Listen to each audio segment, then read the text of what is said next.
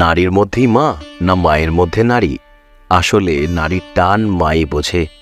আমি একটু মা ঘেঁষা, আপনাদের মনে হতে পারে বড্ড মা মা করি।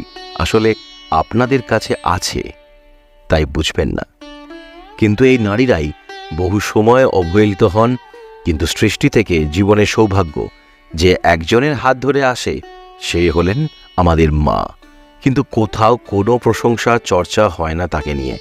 আজকের ভিডিওটা দেখলে বুঝতে পারবেন সব কিছুই কিন্তু মা, আর তিনিও কিন্তু নারী একজন। তাই তো বলা হয়, নারী তোমার মহিমা অবর্ণনীয়। তুমি শুধু একজন ব্যক্তি নও, তুমি এক অনন্ত মহাসমুদ্র। তোমার স্নেহময় স্পর্শে আমাদের জীবন হয়ে ওঠে মধুময়। তোমার ত্যাগের গাথায় সমাজ পায় অগ্রগতির দিশা। তুমি মা, যা স্নেহের ছায়ায় আমরা নিরাপদ আশ্রয় পাই।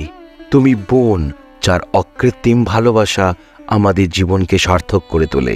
তুমি স্ত্রী, যার সাহচর্যে জীবন হয় পূর্ণ ও আনন্দময়। শ্রী রামকৃষ্ণদেব বলতেন, নারী হলেন মহামায়া, তিনিই সৃষ্টির মূল। তিনি বিশ্বাস করতেন যে নারীরা স্বয়ং মা কালী রূপে ধরাধামে বিরাজমান। তাদের শরীরে থাকা কোনো চিহ্নই তাই তাদের সৌভাগ্য ও সাফল্যের প্রতীক হতে পারে। তিনি বলতেন, যে নারীরা সত্যিকার অর্থে ধার্মিক ও পরমার্থে নিষ্ঠাবান, তাদের মধ্যে কালী স্বয়ং বিরাজ করেন। তাই যদি কোনো নারীর শরীরে শুভ চিহ্ন থাকে, তা তাদের ঈশ্বরের আশীর্বাদ হিসাবে গ্রহণ করা উচিত। মা সারদা দেবী বলতেন, জগতে সবকিছুই ঈশ্বরের ইচ্ছায় ঘটে। তিনি নারীদের বিশেষভাবে সম্মান করতেন এবং মনে করতেন যে নারীদের শরীরের চিহ্নগুলি ঈশ্বরের ইচ্ছার প্রতিফলন। তিনি বলতেন, যে মহিলার মন নিষ্পাপ এবং ধর্মপরায়ণা, তার শরীরেও সেই শুদ্ধতায় প্রতিফলন ঘটে। শরীরের কোনো চিহ্নই সৌভাগ্যের প্রতীক হতে পারে যদি তা ধার্মিকতা ও শুদ্ধতার সাথে জড়িত হয়। তিনি নারীদের শিক্ষিত ও আত্মনির্ভরশীল হতে উৎসাহিত করতেন এবং বিশ্বাস করতেন যে এভাবেই তাদের জীবনে প্রকৃত সৌভাগ্য আসে। স্বামী সর্বপ্রিয়ানন্দজি মহারাজ বলেন, সৌভাগ্য ও সাফল্য নির্ভর করে আমাদের চিন্তা ও কর্মের উপর। এগুলি আধ্যাত্মিকতার প্রতীক হতে পারে যদি আমরা সেগুলি সঠিক দৃষ্টিতে দেখি। তিনি বলেন, আমাদের মন ও শরীরের মধ্যে গভীর সম্পর্ক রয়েছে। যদি আমাদের মন ধার্মিক ও শান্ত হয়, তবে তা আমাদের শরীরে প্রতিফলিত হবেই। শরীরের কোনো চিহ্নই সৌভাগ্যের প্রতীক হতে পারে যদি তা আমাদের আধ্যাত্মিক জীবনের সাথে সংযুক্ত থাকে। কালকের ভিডিওতে আমি আপনাদের জানিয়েছিলাম মা ও ঠাকুরের বলা 23টি সংকেত, যা আমাদের ভালো সময় আসার আগে আমরা দেখতে পাই। সেটার লিঙ্ক কমেন্ট ও ডেসক্রিপশনে আছে, আপনারা চাইলে দেখতে পারেন। আজকের ভিডিওতে আমরা জানতে চেষ্টা করব, সংসারে উন্নতি ও ভালো সময় আসার আগে আমাদের বাড়ির মা কাকিমার শরীরের মধ্যে যে চিহ্নগুলো পরিলক্ষিত হয়, তার দ্বারা আমরা ঈশ্বরের কৃপাধন্য হই।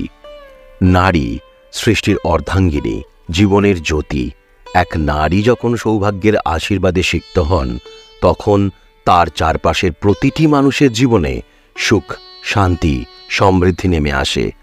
আমাদের প্রাচীন হিন্দু বিশ্বাস ও সামুদ্রিক শাস্ত্র অনুযায়ী মহিলাদের শরীরে কিছু চিহ্ন এমন থাকে বা পরবর্তীকালে আসে, যা দেখে বোঝা যায় তারা কতটা সৌভাগ্যবতী। আসুন জেনে নিই এমন 21টি চিহ্নের কথা, যা মহিলাদের সৌভাগ্যের প্রতীক হিসেবে গণ্য করা হয়।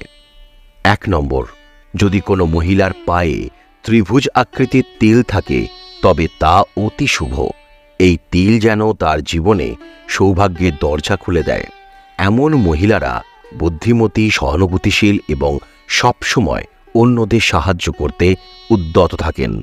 তাদের পায়ের তিল যেন পরিবারের আশীর্বাদ হয়ে আসে।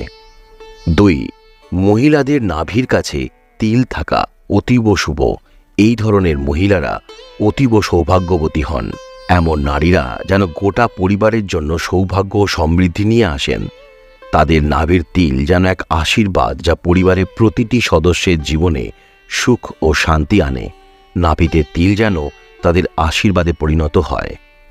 3 নম্বর, যে মহিলাদের গোড়ালি লম্বা, তাদের জীবনে বহু কষ্ট আসতে পারে, কিন্তু পায়ের বুড়ো আঙুল যদি চওড়া, গোল ও লালচে হয়, তাহলে তারা অত্যন্ত সৌভাগ্যবতী হন। এমন নারীরা যেন তাদের জীবনের প্রতিটি পদক্ষেপে সৌভাগ্য ও সমৃদ্ধির ছোঁয়া পান। তাদের গোড়ালি যেন কষ্টের মাঝেও আশার আলো। 4 নম্বর, যাদের পায়ের পাতা শঙ্খ, পদ্ম বা চক্রের মতো, তারা লক্ষ্মীমন্ত বলে গণ্য হন। এরা হয় নিজেদের জীবনে বড় কোনো সাফল্য অর্জন করেন, অথবা তাদের সঙ্গীর জীবনে সৌভাগ্য নিয়ে আসেন। পায়ের পাতা যেন তাদের জীবনের প্রতিটি পদক্ষেপে সৌভাগ্যের চিহ্ন হয়ে ওঠে। 5 নম্বর, নাকে তিল থাকা মহিলাদের জন্য অত্যন্ত শুভ। তাদের জন্য সৌভাগ্যের দরজা সব সময় খোলা থাকে। সুখ, শান্তি, সমৃদ্ধি যেন তাদের জীবনের অঙ্গ হয়ে থাকে। নাকে তিল যেন তাদের জীবনের প্রতিটি মুহূর্তে আশীর্বাদ হয়ে ওঠে। 6 নম্বর, জীব যদি নরম ও গোলাপি হয় তাহলে তা অতি শুভ। এমন নারীরা যেন সুখ ও সৌভাগ্যের প্রতীক। তাদের উপস্থিতি যেন চারপাশে সুখ ও সমৃদ্ধির বাতাবরণ তৈরি করে। নরম ও গোলাপি জীব যেন তাদের জীবনের প্রতিটি কথায় সৌভাগ্যের ছোঁয়া। 7 নম্বর, যাদের চোখ সুন্দর তাদের ভাগ্য ভালো হয়। হরিণের মতো চোখ যাদের, তারা অত্যন্ত সৌভাগ্যশালী হন। এরা নিজেদের চারপাশের ভালোবাসা ও আনন্দের বাতাবরণ সৃষ্টি করেন। চোখের কোণ লালচে হলে তাদের জীবনে সৌভাগ্যের প্রবাহ বয়ে যায়। সুন্দর চোখ যেন তাদের জীবনের প্রতিটি দৃষ্টিতে সৌভাগ্যের প্রতীক। 8 নম্বর, হাতের তালুতে বুড়ো আঙুলের নিচের দিকটি, যেটাকে থেনার বলে, যদি ফোলা হয় এবং হালকা গোলাপি বর্ণের হয় তাহলে তিনি আর্থিক ও জাগতিক সুখ সমৃদ্ধি লাভ করেন। 9 নম্বর, যে সকল মহিলাদের দীর্ঘ এবং ঘন চুল তাদের সৌভাগ্য ও সৌন্দর্যের প্রতীক হিসেবে ধরা হয়। 10 নম্বর, হাত এবং পায়ের তালু কমল ফুলের মতন দেখতে হলে তা সৌভাগ্যের চিহ্ন হিসেবে ধরা হয়। 11 নম্বর, মহিলাদের ত্বক যদি মসৃণ এবং নরম হয় তবে তা সৌভাগ্যের লক্ষণ। 12 নম্বর, মধুর এবং মোলায়েম কণ্ঠস্বর মহিলার সৌভাগ্য ও সাফল্যের প্রতীক। 13 নম্বর, হঠাৎ যদি মহিলাদের মধ্যে প্রকৃতির প্রতি ভালোবাসা আসে তা সৌভাগ্যের লক্ষণ হিসাবে ধরা হয়। 14 নম্বর, লম্বা আঙুল আছে যে সকল মহিলার, তারা কৃষ্টিশীল হন এবং সৌভাগ্যের প্রতীক হন। 15 নম্বর, হাতে বা পায়ে চক্র, পদ্ম, শঙ্খ ইত্যাদি চিহ্ন থাকলে তা অত্যন্ত সৌভাগ্যের লক্ষণ। 16 নম্বর, অত্যন্ত পরিশ্রম ও ঘর্মাক্ত অবস্থাতে থাকলেও যাদের ত্বক থেকে গোলাপ বা চন্দনের মতো গন্ধ আসে তারা সৌভাগ্যবতী হন। 17 নম্বর, ধরুন আপনি অফিস যাচ্ছেন বা তোমরা এক্সাম দিতে যাচ্ছ। বাড়ির এমন কোনো মহিলা, তিনি মা হতে পারেন, কাকিমা হতে পারেন, দিদি হতে পারেন, বোন হতে পারেন, এনারা যদি খুশি হয়ে যেটা বলে দেবেন সেটাই যদি ঘটে তাহলে কিন্তু এরা লক্ষ্মীমন্ত, এনারা সৌভাগ্যবতী হন, এনারা সকলের জীবনে সুখ নিয়ে আসেন। 18 নম্বর, আসলে মিষ্টি আমাদের শরীরের জন্য খুব ক্ষতিকারক হলেও হাসি মিষ্টি হলে উপকার হয়। বাড়ির মহিলার হাসি যদি মিষ্টি ও আকর্ষণীয় হয় তবে তা তার সৌভাগ্যের প্রতীক। 19 নম্বর, মহিলার হাড় যদি শক্ত ও মজবুত হয় তবে তা তার শারীরিক শক্তি ও সৌভাগ্যের প্রতীক বলে গণ্য করা হয়। 20 নম্বর, খুব ভালোভাবে পরিচর্যা না করা সত্ত্বেও যদি নখ লম্বা এবং মসৃণ হয় সেটা মহিলার সৌভাগ্য ও সুন্দরতা প্রতীক। 21 নম্বর, যে সকল মহিলাদের জোড়া ভুরু থাকে তারা সৌভাগ্যবতী হন। তারা শুধু নিজের জন্য নয়, বাড়ির এবং সংসারের অন্যদের জন্যও সৌভাগ্য হিসাবে পরিগণিত হন।